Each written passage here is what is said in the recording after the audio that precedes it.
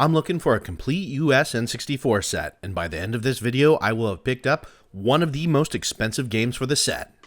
Today we're in Manchester, Connecticut by the Silk City Coffee, checking out Retro Junk. It's a little video game store that doesn't just have video games, it also sells memories. Movies, music, toys, cards, neat things in general can be found here. I'm partial to the Spuds McKenzie, the original party dog. If you're at like a dinner party or whatever, and you're explaining this to somebody that is not in this world, how do you describe your store? Your one-stop nostalgia shop, really. And then, of course, they ask, what do I mean by that? So it's pretty much just somewhere you can go to relive your childhood. That's the feeling I'm going for, you know, the fuzzy Christmas morning feeling you get when you open your favorite toy or video game, and just anything pop culture related that you enjoy from your childhood. That's what we go for. Well, what do you collect? So toy-wise, a little bit of everything, but my main love is definitely Ninja Turtles. You could tell by the logo on my sign out front. It's like the turtle font. This room is obviously the one that's visible from the street. So we wanted fun and bright and lights and, you know, movies on the wall and posters. It's really like, it's like a bug zapper. It draws people in. People walk in not expecting them to be here and get super excited because they get to play old school games, or they'll come in with their kids. And the best thing is when you get to introduce your kid to pinball for the first time, and it's great, you know, watching the expressions and how happy they make people. So it's just another thing that we added to put smiles on faces, really. Let's take a look at some of the toys they've got here at Retro Junk. Now, first things first, I'm a huge fan of Power Rangers, but even more so, my kid has super gotten into Power Rangers lately. All he ever asks me is questions about Power Rangers, so you know I've got to pick up at least one Power Ranger thing. While I don't really consider myself like a toy collector, mainly because I'm trying to keep myself from buying toys all the time, I've really got to say it's always just a lot of fun to see these, especially when you kind of look at toys as like tiny little sculptures, not just toys. They're little art pieces. It's amazing. That's a pretty cool looking Battlestar Galactica Cylon though. Now what we've got right here is an original talking Turbo Man by Tiger Electronics. These were made in conjunction with the movie Jingle All the Way. This is what the guy was trying to get that entire movie. Now the main difference between this and the reissues later is the reissues were made by Funko, and those are much easier to get, but these right here, these were the OGs that came out right after the movie came out. These are so much harder to find and I almost never see them, but like they're almost virtually identical. I don't know anything about this game, but it's really neat to see a game from the 80s complete in box and sealed. It's a very complicated game. It honestly reminds me of like Cones of Dunshire from Parks and Rec. But at the same time, it's got this really neat KB Toy Store sticker, and I love that. I really like seeing old school base set Pokemon cards. I recently found all of mine from when I was a kid. And so while I don't like actively collect, I always like looking at them. I'm a huge fan of Who Framed Roger Rabbit, so this like lunchbox is a ton of fun. But I'm not quite a Dave Bautista, so I'm gonna leave this lunchbox here. I'm not quite a Disney adult, but I gotta say this Mirrorverse statue is amazing. Look at the detail. Now, if you know anything about me, you'll know I'm a sucker for a weird case. And in this case, I like this Nintendo case. It's a little mini Game Boy case that it's mainly made for like 3DSs and Game Boys, but what's so peculiar about it is it's clearly shaped kind of like a lens case. What a interesting way of holding a Nintendo product. Now I'm a big fan of the 3DO, the Panasonic 3DO right here being my favorite, but they've got two other complete in box 3DOs. This right here is another Panasonic 3DO, but it's a different FZ10 model, and this right here is a Gold Star 3DO, just another model. Tell me about this Hello Kitty Dreamcast. Yeah, so for those who don't know, it's a Japanese exclusive. They had this pink one and they also have a baby blue one. It's one of those things where you never expect stuff like this to just walk in the shop. So actually it was a person's first time here. They didn't initially walk in with this. They came in and they're like, yeah, so I have this Dreamcast at home. It's like a whole kit. They didn't really give me too much details. I'm like, yeah, bring it in. I'd love to look at it.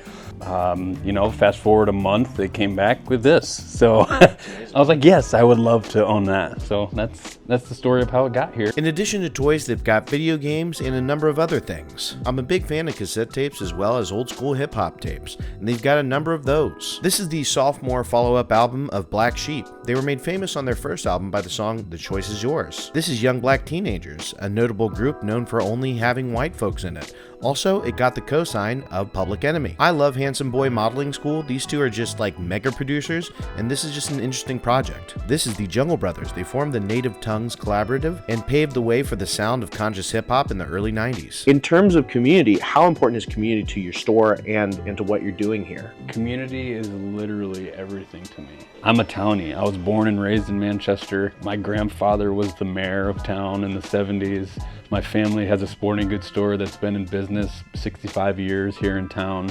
And then to go even deeper, we live in my grandparents' old house, and I found a newspaper clipping that one of my grandfather's cousins was one of the first Italian settlers in Manchester.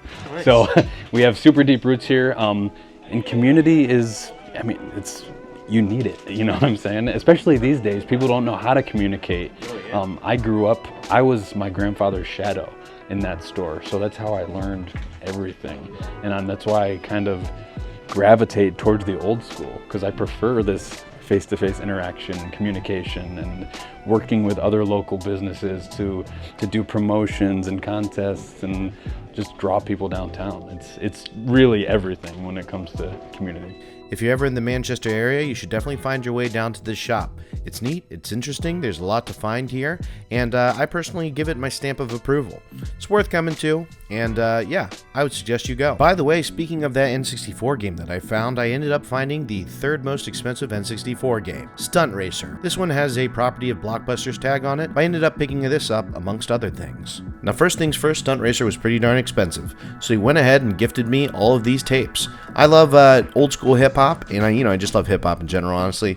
Actually, I'm a pretty big music person, just to begin with, but these are some of my favorites of all time, so I'm glad to have picked up, This Is How We Do It, and some other miscellaneous hip-hop tapes. I ended up getting this Power Ranger from Power Rangers Lost Galaxy for my son, and on top of that, we got this one over here. I'm throwing this out there. I've got a story about that, but that's for another day. Now, I'm on the fence about whether or not I should have gotten the clean label or this one with the Blockbuster sticker. But I'm happy to have the Blockbuster sticker because that's where it came from. I've been looking for this game for a very long time, and it was actually quite inexpensive. Complete in box here is only like $30. And so the Day Dallas encounter is now one that I will play as soon as I get a 3DO. I really do like the new redesign of New Donkey Kong, but just to cap off old Donkey Kong, it's nice to have this fully realized toy of the Rare Classic. And with that, I only have 20 games left in a complete loose US N64 set. There's a vintage clothing store called Natural Selection at the back of Retro Junk. Depending on what type of t-shirts you like to find, collect, and wear, you might be able to find your perfect one right here. They seem to have quite a few music shirts, but they also have a hodgepodge of whatever else you're looking for. Look at this Thrasher parody shirt. That's fun. I like the overall vibe of the store, and it's pretty well organized. I kind of feel like when you're looking for vintage clothing, it's really all about like what catches your eye. And this is like a little bit easier than going to say like a Goodwill where the shirts are not pre-selected. At least somebody's gone through and taken a first pass and picked out some really cool shirts that you might like. So anyways, if you're in Manchester, you might as well check out Natural Selection. Now this next store is great if you like trading card games, comics, music, or video games. The name of this store is The Grid Games. Down this long hall is a bathroom, but to the right of that bathroom is The Grid Games. As I get to the end of collecting all 296 US N64 games, it's getting harder and harder to find a new N64 game. But let me tell you this, I definitely found one. I've gone to this video game store more than a couple of times over the last 3 or 4 years, and I will say this, there are some games that I have seen here for a long time, but ultimately speaking, that might be a good thing for you. You might be able to find a game you're looking for under price charting. I'm trying not to collect comic books, but I just find them so cool. I've been looking for this game, and it's a good price, but it's missing the manual, so I'm gonna leave it here. I always find it interesting when I can find some rare games or games that are Japanese shoot-'em-ups, especially for Xbox consoles. Those are really kind of hard to find. I love Zelda, I love Club Nintendo, but I'm still gonna leave this here. It's neat though. It's always neat to see a CRT, and I had one very similar to this, but it was actually made by a company called Orion. Oh, hey there, NES. Again, if you're into comic books and you're just like looking for random ones, you should definitely come here. The owner once told me that at some point he had a massive collection of video games, but he decided to start selling them at his store. Additionally, since this is more of a Magic the Gathering / comic book shops, what a lot of people will do is bring in their childhood sets and trade them up for stuff that they're a little more interested in. I think that's a pretty healthy way of getting out of one hobby and getting into another one. By the way, these shirts are pretty rad. If you're going all the way out to Manchester, I'd definitely suggest going over to this video game store. It's pretty chill, it's really cool, you can find a bunch of random stuff that you may or may not be looking for, but at the end of the day, it's a good time. It's always a good time going up to Manchester, even though it might be a little far out of the way. You know, I'm very slowly going for a complete black box set, and for 30 bucks, even though this box is out of control bad shape, it's not a bad price. So I got that, and I also got this copy of FIFA 98, which I've been looking for a very long time. I'm trying to get as many copies of Skate or Die as I can, and Ski or Die, I'm just gonna count. I only have 19 games left in a complete US loose N64 set. I've got a few update videos coming up, letting you know where I'm at on this N64 collection, and to talk about like all 100 stores I went to. Well, I hope you like this. Subscribe, like, do all that, tell your friends about me. Thanks for watching.